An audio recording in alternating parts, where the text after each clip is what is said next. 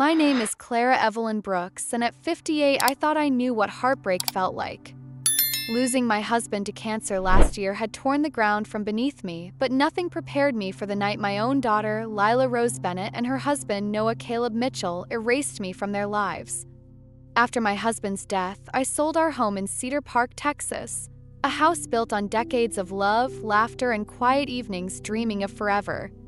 The memories were too heavy, so I packed them away and moved in with Lila and Noah, hoping to find solace in family. I wanted to believe we could hold each other up through the grief. I tried to make myself small in their apartment.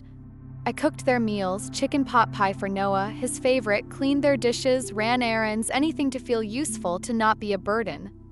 But Noah's eyes carried a sharpness, a silent accusation that I was a splinter in his perfect life. He'd roll his eyes when I spoke, change the TV mid-show, or mutter under his breath as he passed me in the hall. "Freeloader," I heard him whisper once, the words slicing through me like a blade. I told myself I misheard, but the truth stung deeper each day. Lila, my Lila, saw it all and said nothing. "He's stressed," she'd mumble, avoiding my gaze. "Work's been rough." I swallowed the shame, convinced myself that's what mothers do, endure for their children.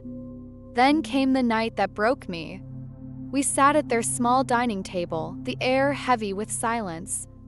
I'd spent hours on that pot pie, hoping to spark a moment of warmth. Noah sipped his beer, Lila scrolled her phone, and I stared at my plate, willing the tension to dissolve. Out of nowhere, Noah looked up, his voice cold as steel. "This isn't temporary anymore, Clara. We're not a charity. You're not working, not contributing. We've got bills, and we didn't sign up for extra mouths to feed." My breath caught, my heart pounding like a trapped bird. I turned to Lila, desperate for her to say something, anything. She froze, her eyes fixed on the table. "Maybe it's best," she mumbled, barely audible, "if you find something more stable for everyone's sake." The room spun. I didn't scream or cry. I stood, walked to my small room in the back, and packed 2 suitcases, everything I had left of my life.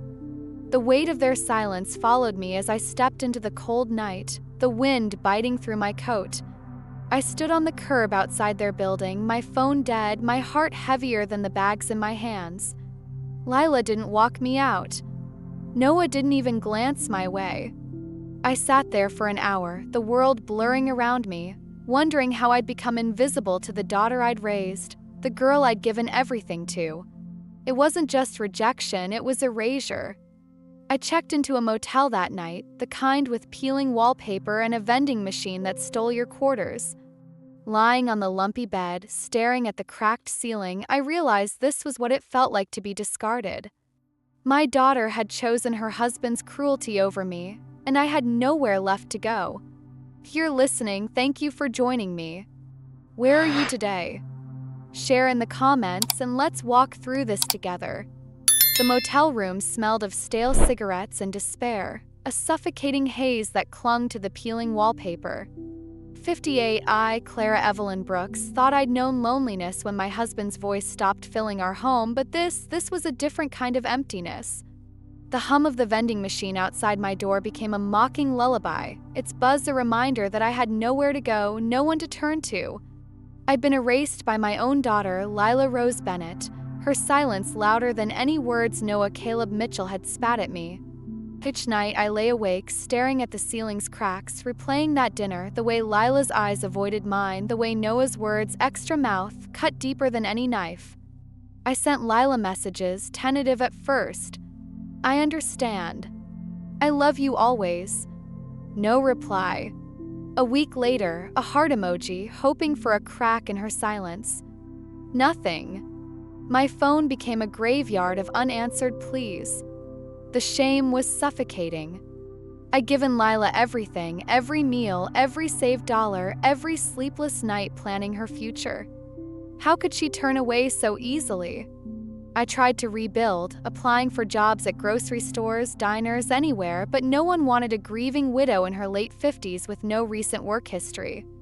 My body ached, my spirit heavier than my bones.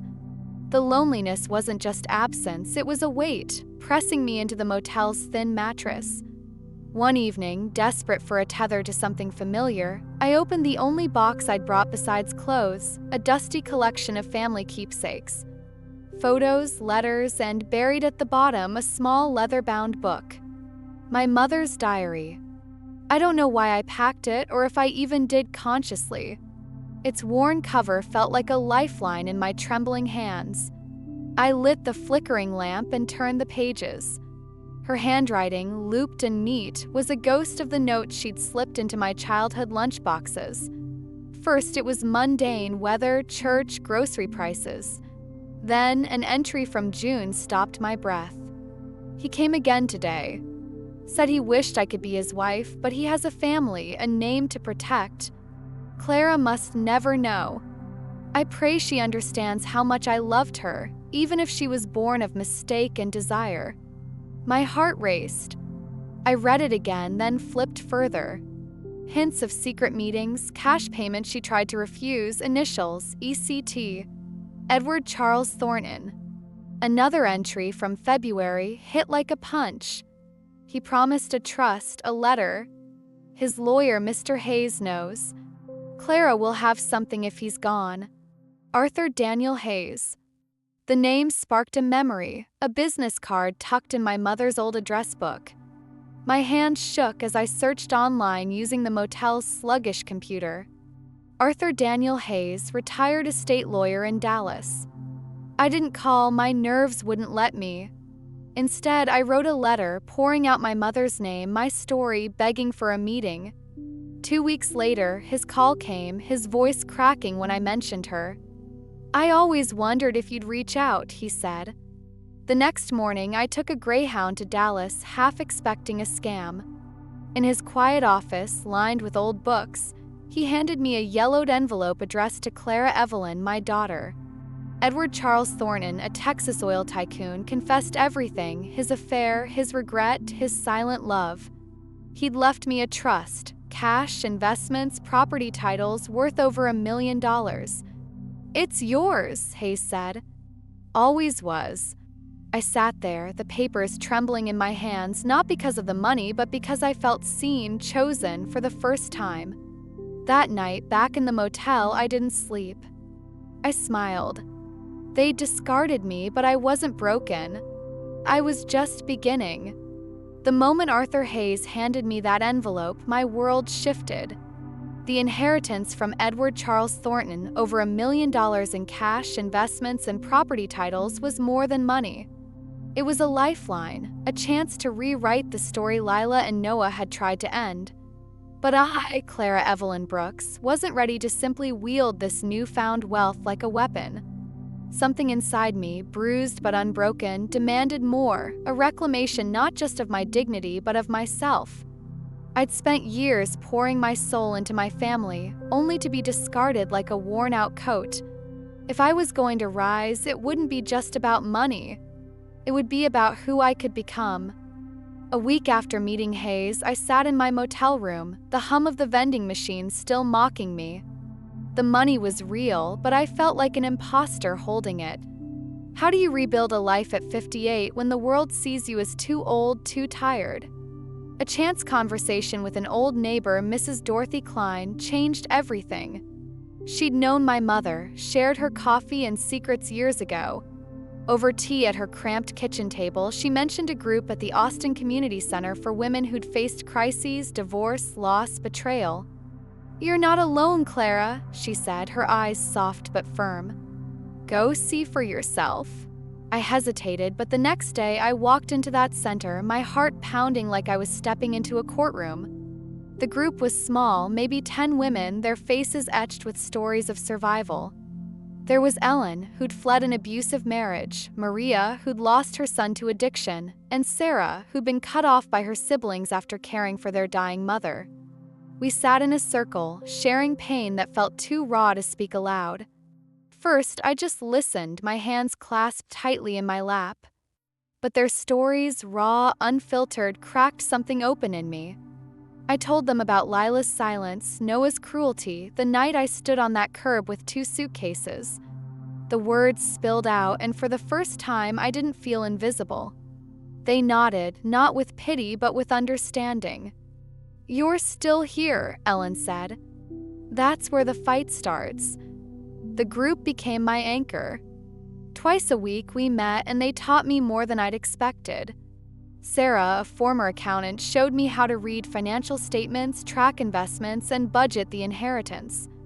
Maria, who'd started a small catering business, coached me on negotiating contracts, her voice sharp with hard-won confidence. "Don't let anyone make you small again," she'd say. Slowly, I learned to see the numbers in my bank account not as a windfall, but as a tool. I began dressing differently, crisp blouses, tailored slacks, not to impress, but to remind myself I was worth seeing. The mirror started reflecting a woman I barely recognized, one with sharp eyes and a steadier spine. It was Ellen who suggested I write. "You've got a story, Clara," she said one evening, passing me a notebook. "Don't let it stay locked inside." I laughed it off at first, me a writer? But late at night, when the motel's silence pressed too hard, I started scribbling. The words came haltingly, then in a flood. I wrote about my mother's hidden love, my husband's quiet strength, Lila's laughter as a child, and the betrayal that shattered me. Page after page, I traced my journey from a grieving widow to a woman clawing her way back to herself. The memoir wasn't just catharsis. It was a mirror showing me the strength I'd forgotten I had. I titled it "The Spark They Underestimated," a quiet vow to myself. Months later, when Lila found the manuscript during a visit, it changed everything. She sat on my couch, pages trembling in her hands, tears streaking her face. "I didn't know," she whispered. "I didn't see you." The words weren't just about my pain, they were about my resilience, the way I'd rebuilt myself in that community center, surrounded by women who refused to let me fade. The memoir became a bridge between us, a way for Lila to see not just the mother she'd hurt, but the woman I'd become. It wasn't forgiveness yet, but it was a start, a crack in the wall we'd both built. I wasn't just surviving anymore. I was rising, and I'd make sure the world and Lila saw it. The inheritance from Edward Charles Thornton wasn't just money, it was power, a chance to rewrite the story that had cast me, Clara Evelyn Brooks, as a discarded relic. 58, I'd been thrown out by my daughter Lila Rose Bennett and her husband Noah Caleb Mitchell, left to rot in a motel with nothing but 2 suitcases and a broken heart. But now, with over $1 million in my hands, I wasn't just surviving, I was strategizing. I didn't want revenge, not exactly. I wanted control, the kind Noah thought he owned when he called me a freeloader. I wanted to show them, especially Lila, that I wasn't the weak, invisible woman they'd dismissed. My first move was calculated and quiet. I found a listing on a real estate auction site for the apartment building where Lila and Noah lived in East Austin. It was distressed, the owner defaulting on taxes, but structurally sound. Perfect. With Arthur Hayes' help, I set up Yale Holdings, Evelyn Brooks, my own initials, a shield to keep my name hidden. I bid through the LLC, transferred the funds, and won the building without a whisper of my involvement. The deed in my hands felt like a key to a door I'd been locked out of. I remember sitting at my desk, staring at it, whispering, "Let's see how Noah likes paying rent to the mouth he couldn't feed." I didn't stop there. I raised their rent, tripled it, citing market rates and overdue fees.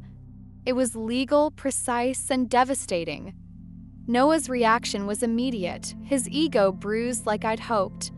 He flooded the property manager with furious emails, demanding to know who owned Yale Holdings, threatening lawsuits, but my lawyer had ensured every paper was airtight, my identity buried in a privacy trust. He was screaming into a void, and I felt a flicker of satisfaction knowing it.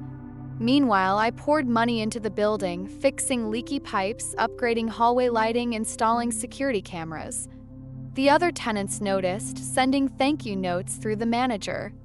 But for Lila and Noah, the improvements only tightened the financial noose. Noah unraveled. The building manager forwarded his emails, each one angrier, sloppier, accusing the faceless landlord of extortion. He called the title office, posing as a lawyer, but my team flagged it instantly. His desperation was palpable, and it fed something in me, not vengeance, but clarity. He'd controlled their home, their narrative, but now I held the reins. Lila, though, was different. Her voicemails started coming, soft and hesitant. "Mom, I don't know if you heard, but our rent shot up. Noah's losing it. Can we talk?" I listened to them in the quiet of my new rental downtown, a clean, modern place off South Congress that they'd never imagine I could afford. I didn't call back. Not out of cruelty, but because Lila needed to feel the weight of her silence that night, she let Noah push me out. The building became my canvas. I replaced broken locks, painted the exterior, added new mailboxes with EL Holdings' name etched discreetly. Every upgrade was a reminder to Noah that someone else was in charge. Tenants loved it, one even slipped a thank you card under the office door. But Noah's notes were venomous. "The water pressure's a joke. Fix this dump." I instructed the manager to respond with standard clauses, no exceptions. Lila's messages grew more frequent, her voice cracking. "I miss you, Mom. Things are rough." I wanted to reach out, to pull her close like when she was small, but I couldn't. Not yet. She had to see Noah for who he was, not just hear it from me. I was no longer the woman begging for a place at their table. I was the one setting the terms, and I'd wait, silent and steady, until they felt the full gravity of their choices. The night was quiet, the kind of stillness that feels like a storm waiting to break. I, Clara Evelyn Brooks, had settled into my new apartment off South Congress, a world away from the motel's peeling walls. The inheritance from Edward Charles Thornton had given me power, but it was my silence, carefully calculated, that held it in place. I'd bought the building where Lila Rose Bennett and Noah Caleb Mitchell lived, tripled their rent, and watched Noah unravel from afar.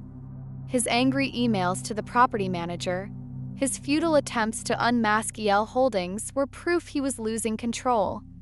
But I wasn't prepared for the knock that came late one evening, sharp and insistent, shattering the calm. I opened the door to find Noah, his face flushed with rage, eyes wild like a cornered animal. He'd somehow traced my address, likely from a stray management document he'd badgered out of the office. "You think you're clever, Clara?" he spat, stepping closer, his voice low and venomous. "I know about Thornton, your dirty little secret. Reduce the rent, or I'll tell everyone your mother was his mistress." My pulse quickened, but I stood firm, the woman who'd begged at his table long gone. "Noah," I said calmly, "you're standing in my home, threatening me with the truth I've already faced. But I know things about you, too." His smirk faltered as I pulled out my phone, playing a recording, his voice, shrill and cruel, berating Lila during one of their fights, captured by a neighbor and sent to the manager. "And these," I added, holding up printed emails, his threats to EL Holdings, each one a step too far. He froze, his bravado cracking. "You can't," he started, but the words died as the elevator pinged behind him. Lila stepped out, her face pale, eyes wide with worry. "Noah? What are you doing here?" she asked, her voice trembling. She'd followed him, sensing trouble when he stormed out of their apartment. The air thickened with tension, the three of us caught in a moment that felt like it could snap the world in two. Noah turned to her, his voice softening, manipulative. "Lila, she's been playing us. She owns the building, raised our rent to ruin us." Lila's gaze darted to me, searching, pleading for an explanation. I looked at her, my daughter, the girl who'd once run to me with scraped knees.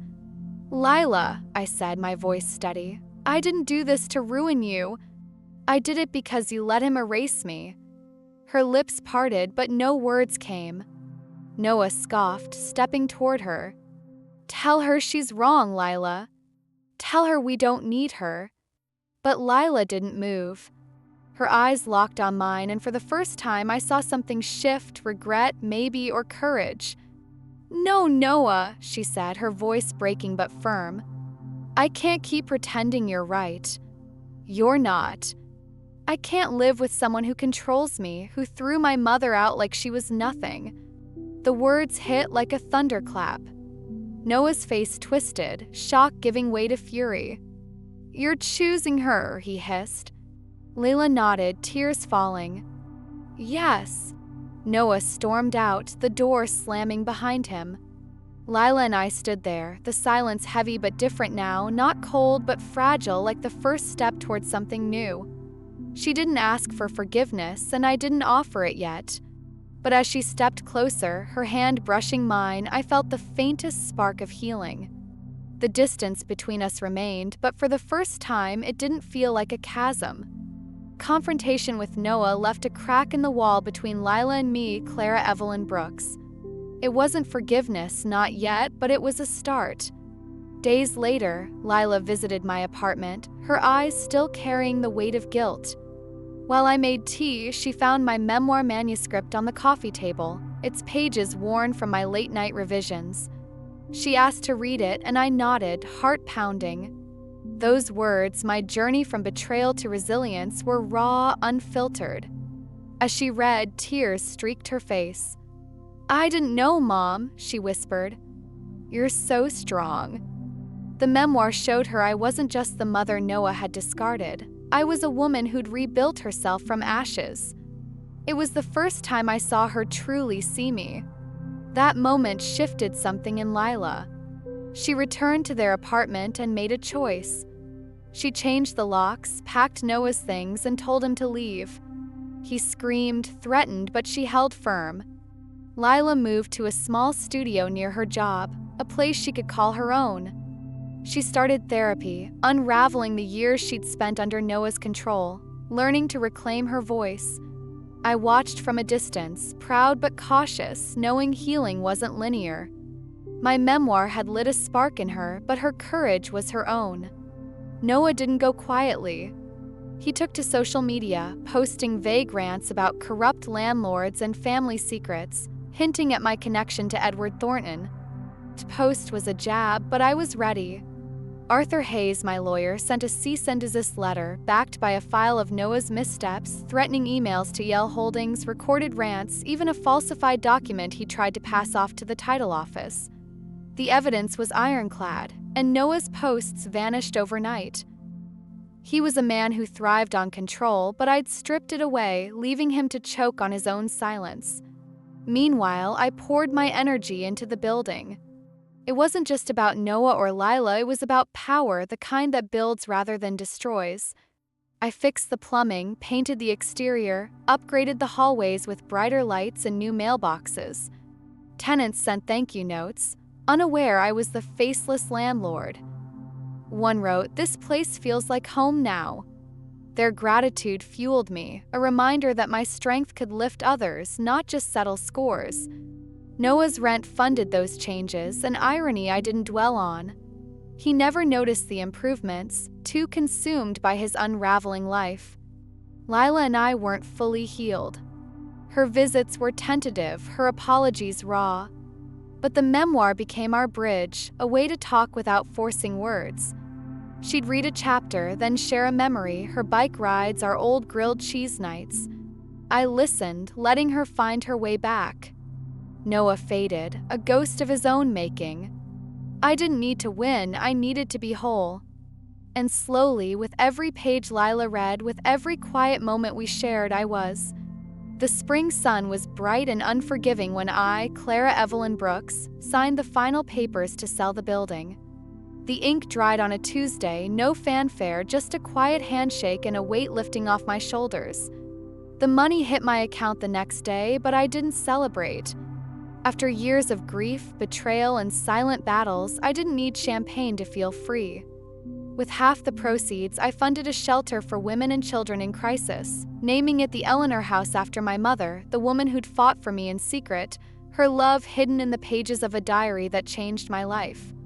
The shelter was my way of giving others what I'd needed that night on the curb, clutching 2 suitcases with nowhere to go. The other half of the money bought me a small house in Cedar Park, under the shade of oak trees, with a porch swing that creaked softly in the breeze. It wasn't grand, but it was mine, a place to heal, to grow tomatoes, to live on my terms.